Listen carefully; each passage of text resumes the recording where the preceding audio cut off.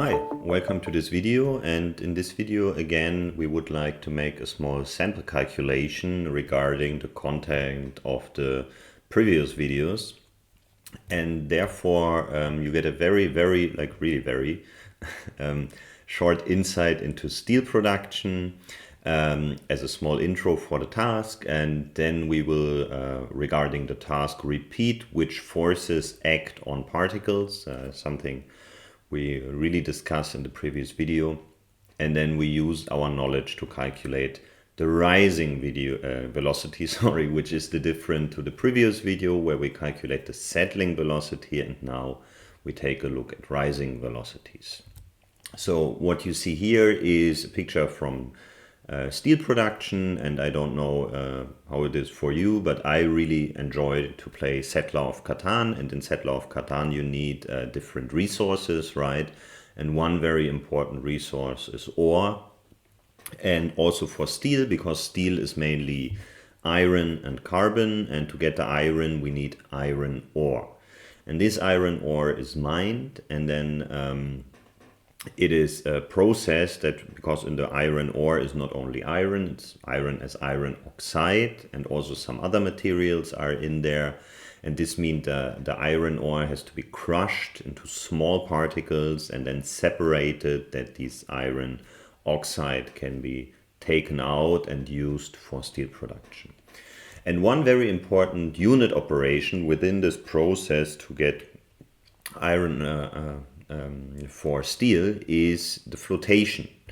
And this is what you see here. So in the flotation cell, finely ground iron ore is suspended in water to form a slurry, right? So this is what you see here. Air is injected through a mixer, producing small bubbles. This is what you see here, right? These nice air bubbles. And the iron ore is not alone in the slurry, because in the iron oxide, because in the ore we have all kind of other materials, which is called gangue. And this is what you see here, and you want to separate them out. And this works in the way that iron ore particles attach to these bubbles and rise to the surface, because they are hydrophobic, and the gangue particles remain mostly in the liquid phase because they are hydrophilic. So the advantage we use in flotation is hydrophobic iron oxide, where air bubbles attach to the particles, and hydrophilic gangue particles where no air, where they're completely surrounded by water. And then the bubble attached with the iron ore is rising up in the flotation cell, and here we have these foam. We also have some stabilizers for the foam, and then the foam is kicked out together with the iron ore particles, right? So a very nice separation unit. And the question we have here is, what is the rising velocity of 0.8 millimeter bubbles? So if we consider just one air bubble, what, as you see here, we can consider it as a sphere, and we neglect the iron oxide particles. So we really simplify it, and then we say, okay, we have the air bubble in water, and we have a buoyancy force, we have a gravity and a drag force, right? This is what you see here, and what you also should know from the previous videos. But there is a big difference, because gravity, which is density of the particle times volume times g, acts downward as normal. But now we have the buoyancy, density of the fluid, volume, gravity upwards, and the buoyancy is larger than the gravity, because the density of the particle air is smaller than the density of the water. So this means the buoyancy force is larger than the gravity force, and this means our particle moves now upwards. And if it moves upwards, the drag force moves downwards against the movement. And this is the difference to the sample calculation in the video with the lithium particle, where the lithium particle is settling down. And the drag force can be described by 3 pi, particle size, viscosity, and here we have the terminal velocity, the velocity which means that it's not changing over time, so stationary velocity, and the drag force is assumed in Stokes regime. So this is the force balance we need to solve, and therefore we say, okay, Fg plus Fd equals Fb, right? This is what we get from the picture. The buoyancy is upwards, equals the gravity and the drag force. So we put them in. Here's the drag force, here's the gravity, and here is the buoyancy. And now we can just put this on the other side, right? And then we also can take density of the fluid, so if minus this whole, and then this goes here. And since all of this is equal this, we can put this into brackets. So density of the fluid minus density of the particle multiplied by this term equals the drag force.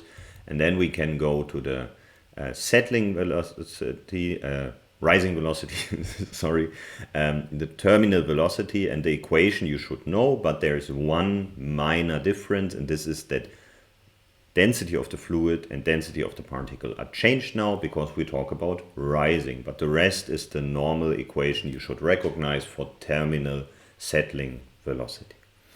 Okay, so now we have the equation, and this means we can put all the numbers we need in the equation. The density of the particle is air. This is 0.001 gram per cubic centimeter. Water density is 1 gram per cubic centimeter. That's the viscosity for water, 1 millipascal second. Again, the equation, and if we put everything in, we have here 1000 kilogram per cubic meter, right? Gram per cubic centimeter, kilogram per cubic meter. So this is the fluid, 1000. So from here, and this is 1 kilogram per cubic meter. This is from here, right? The density of the particle. G is 9.81 meter per second square, and the size, which has to be squared, is 0.8 millimeter, so at 10 to the power minus 4 meter. Then we have 18, and then we have 1 millipascal, which is 1 multiplied by 10 to the power minus 3, which is 10 to the power minus 3. And then we have Pascal seconds instead of millipascal seconds. Okay? So now you can put everything in the calculator, or maybe you can calculate this without a calculator, and the result you get is 0.35 meter per second, which is quite slow. But maybe it's a little bit handy to put it in centimeters per second, so then it's 35 centimeter per second, which assumed now maybe a little bit faster. And for calculation, we will always work with meter per second, but in this case, maybe a centimeter per second is the better depiction. So air bubble in water, which has a size of 800 micrometer, so 0.8 millimeter, rises with a velocity of 35 centimeters per second. And this is on the example for flotation. So one assumption we have here is the Stokes regime, right? And now we can check if Stokes regime is a good assumption, or if we maybe have to change something in our calculation here. And to check the Stokes regime, we need to calculate the Reynolds number. The Reynolds number is the velocity of the bubble times the density of the fluid times the diameter of the particle divided by the viscosity. And we have all these numbers, so if we put in the numbers, we will end up with a Reynolds number which is 280. And 280 is too large for Stokes regime, so we should be below 1, and this means our drag is not perfectly considered. And this is maybe a task you can take away from this video, is think about what would change when we assume the correct regime, because 280 is a little bit above Stokes regime, but it's also not quadratic regime. So think what does it mean that we are not correctly in Stokes regime. What would change in our balance or in our equations? Okay, I would like to have a small other task within the video, and this is just some other things we could learn about the influence of the bubble size. So why is it beneficial to use smaller bubbles in the flotation process? A, smaller bubbles rise faster and separate more efficiently. B, smaller bubbles have a larger total surface area and can collect more particles. C, smaller bubbles sink and carry the gang down. Or D, bubble size has no effect on the process. Stop the video, think about for yourself, and then try to answer this. So the answer, or let's say, no, I will start with it. The answer is B. Smaller bubbles have a larger total surface area and can collect more particles. And this is one of the fundamental ideas about particle technology, that the smaller the particle, the larger the relative surface area. And if you have more bubbles with more surface, of course, the total surface area increases because of the amount of particles or bubbles having relative large surface area. But what I also suggest is that you calculate for this answer, smaller bubbles rise faster and separate more efficiently. Calculate different rising velocities for different sizes and see what is behind this statement. But the correct answer here is B, larger total surface area. Okay?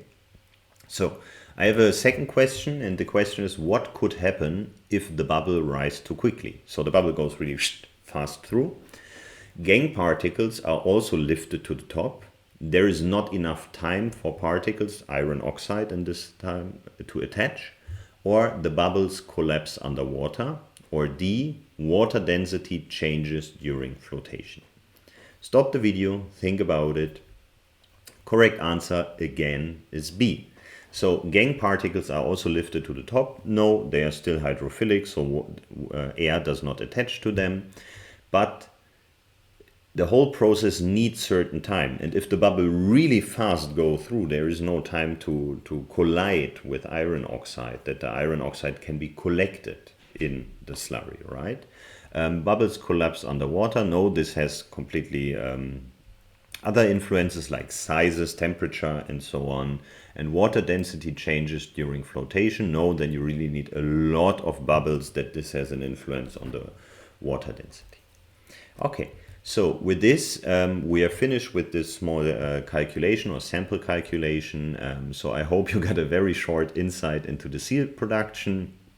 We again repeated which forces act on particles, and then we use this knowledge to calculate the rising velocity on the example of flotation in steel production. Okay, and with this I would like to thank you for watching the video, and if you have any questions, please let me know.